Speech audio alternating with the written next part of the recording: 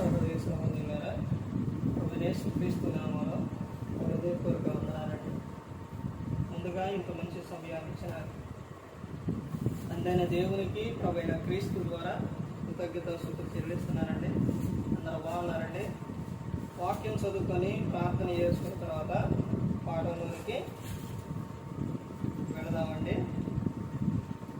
యోహాను గారు రాసిన సువార్త 6వ అధ్యాయం, యోహాను గారు రాసిన సువార్త 6వ అధ్యాయం 66వ వచనం. అక్కడ నుండి ఆయన శిష్యులను అనేకులు వెనుకదీసి మరి ఎన్నడూ ఆయనను వెంబడింపలేదు. కాబట్టి యేసు, మీరు కూడా వెళ్ళిపోవాలని ఉన్నారా అని 12 మందిని అడుగగా, సీమోను పేతురు, ప్రభువా, ఎవరి యొద్దకు వెళ్ళుదము? నీవే నిత్య జీవపు మాటలు గలవాడు, నీవే దేవుని పరిశుద్ధుడు అని మేము విశ్వసించి ఎరిగి ఉన్నామని ఆయనతో చెప్పెను. ప్రార్థన చేస్తాం. పరలోకమందున్న మా తండ్రి, పరిశుద్ధ ప్రేమగల తండ్రి, గొప్ప తండ్రి, యెహోవా తండ్రి, మీ ప్రియకుమారుడు యేసుక్రీస్తు ప్రభువు ద్వారా కృతజ్ఞతాస్తుతులు చెల్లిస్తున్నాము నాయన. ఈ రాత్రి వేళ మా అందరితో మాట్లాడమని మా ప్రభువైన యేసుక్రీస్తు నామములో వేడుకుంటున్నాం తండ్రి. ఆమేన్. ప్రభు యేసుక్రీస్తు నామములో హృదయపూర్వక వందనాలండి. దేవుని కుమారుడు యేసుక్రీస్తు ప్రభు ఈ లోకానికి వచ్చిన తర్వాత పరలోక రాజ్యం సమీపిస్తుంది కనుక మారు మనసు పొందమని ప్రకటింప మొదలుపెట్టారు. అంశం: దేవుని పరిశుద్ధుడు అని మేము విశ్వసించి ఎరిగి ఉన్నాం. క్రీస్తే దేవుని పరిశుద్ధుడని మేము విశ్వసించి ఎరిగి ఉన్నాం. క్రీస్తే ఎవరంట? పరిశుద్ధుడు. యేసుక్రీస్తు ప్రభువు ఎవరు? పరిశుద్ధుడు. తండ్రైన దేవుడు జగత్పునాది వేయబడక మునిపే క్రీస్తులో మనల్ని ఏర్పరచుకున్నారు.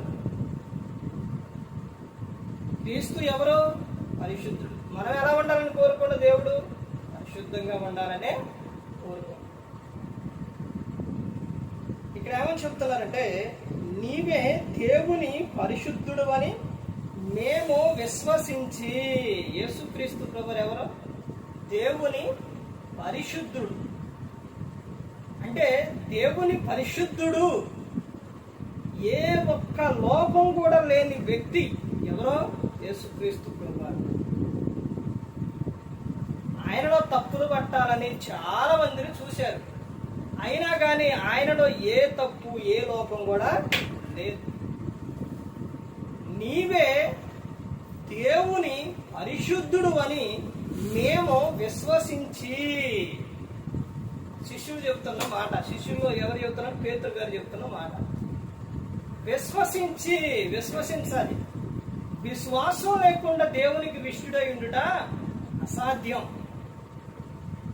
ఆయన ఉన్నాడు, నన్ను రక్షిస్తారు, నన్ను కాపాడతారు, నన్ను కరుణిస్తారు, నన్ను పరలోకానికి తీసుకెళ్తారని ఏం చేయాలి? విశ్వసించాలి. ఇక్కడ పేతురు గారు చెబుతున్న విషయం ఏంటి? మేము ఎక్కడికి వెళ్తాం ప్రభువా? ఎక్కడికి వెళ్తాం? నిత్య జీవపు మాటలు గలవాడు నీవు, నీవే దేవుని పరిశుద్ధుడు అని మేము విశ్వసించి ఎరిగి ఉన్నాం. ప్రతి ఒక్కరు కూడా చెప్పవలసిన విషయం, ప్రతి ఒక్కరు కూడా తెలుసుకోవాల్సిన విషయం ఏంటి? ఆయన ఎవరు అనంటే దేవుని పరిశుద్ధుడు అని నువ్వేం చేయాలి? విశ్వసించాలి. నీ హృదయమందు నీవు ఏం చేయాలి? యేసుక్రీస్తు ప్రభువారిని నువ్వు విశ్వసించాలి. యేసుక్రీస్తు ప్రభువారు అని నీ నోటితో నువ్వేమవ్వాలి? ఒప్పుకోవాలి. ఆయన ఎంతగా యేసుక్రీస్తు ప్రభువారిని తగ్గించుకున్నారంటే ఫిలిప్పీలకు 2వ అధ్యాయంలో ఉంటుంది. దేవుని స్వరూపం, ఆయన దేవుని పోలిక, ఇవన్నీ కూడా దేవునితో సమానం. ఇవన్నీ కలిగి ఉండి తన్ను తాను ఏం చేసుకున్నట్ట? తగ్గించుకున్న రిక్తునిగా చేసుకున్న, సమానుడుగా ఎంచుకొనక. చూశారండి ఎంత తగ్గింపు? అంతగా తగ్గించుకున్నారు. కాబట్టి అక్కడ అధ్యాయంలోనే చెబుతారు కదా, ప్రతి ఒక్కరు కూడా, ప్రతి నామం కూడా యేసుక్రీస్తు ప్రభువారని తన నోటితో ప్రతి ఒక్కరు ఏం చేయాలి? ఒప్పుకోవాలి. ప్రతి ఒక్కరు కూడా క్రీస్తు ఎదుట ఏమవ్వాలి? సాగిలపడాలి. దేవుడు ఆయనను అంతగా హెచ్చించారు. అన్ని నామముల కన్నా పైనామం, గొప్ప నామం యేసుక్రీస్తు ప్రభువారు పేరు. ఆ నామం విశ్వసించాలి. విశ్వసించకుండా నువ్వేమీ చేయలేవు. క్రీస్తు నీ సొంత రక్షకునికి అంగీకరించకుండా నువ్వు ప్రార్థన చేయలేవు, వాక్యం చదవలేవు, క్రీస్తుని గురించి నువ్వు చెప్పలేవు. ఏదోలే బలవంతంగా ప్రార్థనకు వెళతారు, బలవంతంగా వాక్యం చదువుతారు, బలవంతంగా ఏం చేస్తుంటారు? అన్ని బలవంతంగా చేస్తూ ఉంటారు. అదే క్రీస్తుని నీవు విశ్వసిస్తే క్రీస్తు కోసం శిష్యులు ఏమయ్యారు? హతసాక్షులయ్యారు. ఈ లోకంలో కూడా ఇప్పటికీ కూడా చూడండి, చాలా మందిని క్రీస్తుని విశ్వసించి క్రీస్తుని సొంత రక్షకుని అంగీకరించి హతసాక్షులుగా మారిన వారు ఎంతో మంది ఏమవుతున్నారు? కనబడుతూ ఉన్నారు. నువ్వు విశ్వసించకుండా నువ్వేమీ కూడా చేయలేవు. శిష్యులు, అది వరకు ఉన్న శిష్యులు ఏమైపోయారు? 66వ వచనంలో చెబుతున్నారు. ఏమైపోయారు? వాళ్ళందరూ కూడా వెనుక తిరిగి వెళ్ళిపోయారు. కానీ ఈ 12 మంది మాత్రం ఏం చేశారు? ఆయనను వెంబడించారు, విశ్వసించారు. క్రీస్తు కోసం ఏమైపోయారు? సాక్షిగా మారిపోయారు. మేము ఎరిగి ఉన్నాం. నువ్వు బాప్తిస్మం తీసుకుని ఎన్ని సంవత్సరాలు అవుతుంది? క్రీస్తుని సొంత రక్షకునికి అంగీకరించావా? ఆయనను ఎరిగి ఉన్నావా? ఆయన నన్ను కాపాడతాడు, ఆయన పరిశుద్ధుడు, ఆయన నీతిమంతుడు, నేను అలా జీవించాలి, నా మాటలు కాపాడుకోవాలి, నా ప్రవర్తన కాపాడుకోవాలి అని అలా జీవిస్తున్నావా? ప్రతి ఒక్కరూ కూడా గమనించుకోవాలి. ఇక్కడ చెప్తున్న విషయం చూడండి.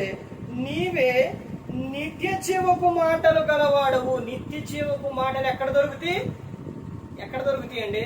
యేసుక్రీస్తు ప్రభువు దగ్గరే దొరుకుతాయి.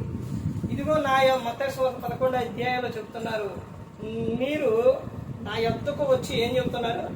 నేర్చుకోండి అని చెప్తున్నారు. నువ్వు స్కూల్లో చదువుకున్నా నీకు నీ ప్రవర్తన కానీ, నీ మాటలు కానీ ఇవన్నీ బాగుండాలి అని అంటే నువ్వెంత చదువుకున్నా కానీ, నువ్వేం చేస్తున్నా కానీ క్రీస్తు యొద్దకు వస్తేనే నీ ప్రవర్తన మారుతుంది.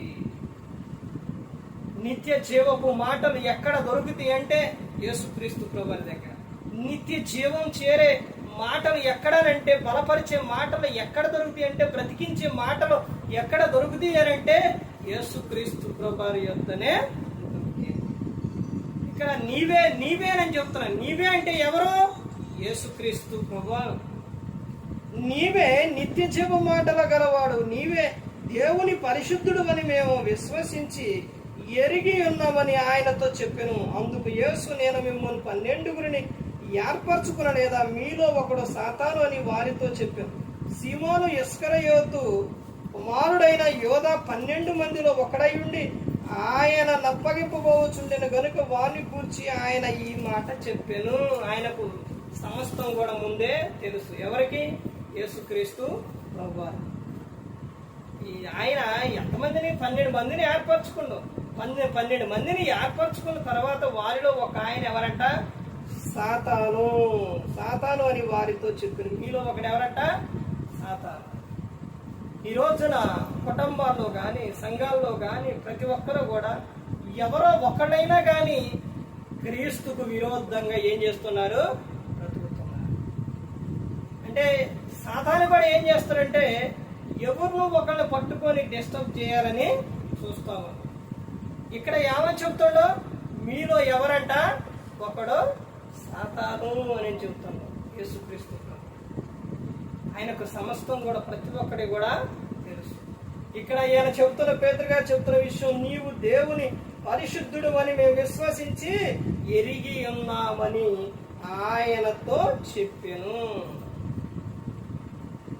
యేసుక్రీస్తు ప్రభువు పరిశుద్ధుడు. ఆయనలో ఉన్న ప్రతి ఒక్కరు కూడా పరిశుద్ధంగా జీవించాలి, పరిశుద్ధత కలిగి జీవించాలి. ఆయన ఎదుట నిలబడ్డప్పుడు ఎలా ఉండాలి అని అంటే నిందారహితులుగాను, నిర్దోషులుగాను కలిగి ఉండాలి. తెస్సలోనికలో ఉన్న సంఘానికి ఆ విధంగా అపోస్తలుడైన పౌలు గారు చెబుతారన్నమాట. ప్రతి ఒక్కరు గమనించుకోవాలి. ఏ ఒక్కరు కూడా నశించి నరకానికి వెళ్ళిపోకూడదని యేసుక్రీస్తు ప్రభువు ఈ లోకానికి వచ్చి మనందరి కోసం శివుడు తన ప్రాణాన్ని పెట్టి ఉన్నారు. క్రీస్తు కోసం ఈ లోకంలో మనం ఏం చేయాలి? బ్రతకాలి. క్రీస్తు కోసం క్రీస్తుని గురించి చెప్పాలి, విశ్వసించాలి, ప్రార్థన చేయాలి, వాక్యం చదవాలి, ప్రవర్తన కాపాడుకోవాలి, పరిశుద్ధులుగా జీవించాలి. దేవుడిచ్చిన ఆయుష్కాలం పూర్తి చేసుకొని వెళ్ళిపోయే లోపు నువ్వు క్రీస్తుని గురించి అనేకమైన చోట్ల అనేక మందికి వెళ్ళే విధంగా నువ్వేం చేయాలి? చెప్పాలి. ఫోన్ ద్వారా ఎంతో మందికి వాక్యం వెళుతుంది, ఎంతో మందికి వెళ్ళిపోతుంది. కానీ ఈ రోజున ఫోన్లో ఒక స్టేటస్ లో వాక్యం పెట్టరో, యూట్యూబ్ లో పెట్టరో, ఫేస్బుక్ లో పెట్టరో, ఎందులోని పెట్టరో. చూడండి, వాటిల్లో వ్యర్థమైన అన్ని పెడుతూ ఉన్నారు. క్రీస్తుని గురించి వాక్యం పెడితే, క్రీస్తుని గురించి చెబితే, క్రీస్తు మాట ద్వారా ఆ మాట ఎవరైనా వింటే ఎంతో మంది ఏమవుతారు? రక్షింపబడతారు. లోకం విడిస్తే పరలోకానికి చేరతారు. ప్రతి ఒక్కరు గమనించుకోవాలి, ప్రతి ఒక్కరు కూడా తెలుసుకోవాలి, ప్రతి ఒక్కరు కూడా దేవుని యందు భయభక్తులు కలిగి పరిశుద్ధాత్మ మాట ఎందు హృదయశుద్ధిని కాపాడుకుంటూ క్రీస్తుని పోలే నడుచుకున్నప్పుడు ఈ లోకం విడిచిన పరలోకానికి చేరుకుంటారు. మరి ఈ విధంగా నిలబెట్టి మాట్లాడించిన తండ్రి దేవునికి కృతజ్ఞతాస్తుతులు చెల్లిస్తూ ఇంతవరకు శ్రద్ధగా ఉన్న మీకు ప్రభు పేరున హృదయపూర్వకంగా చెల్లిస్తూ ఈ మాటలు అందరికీ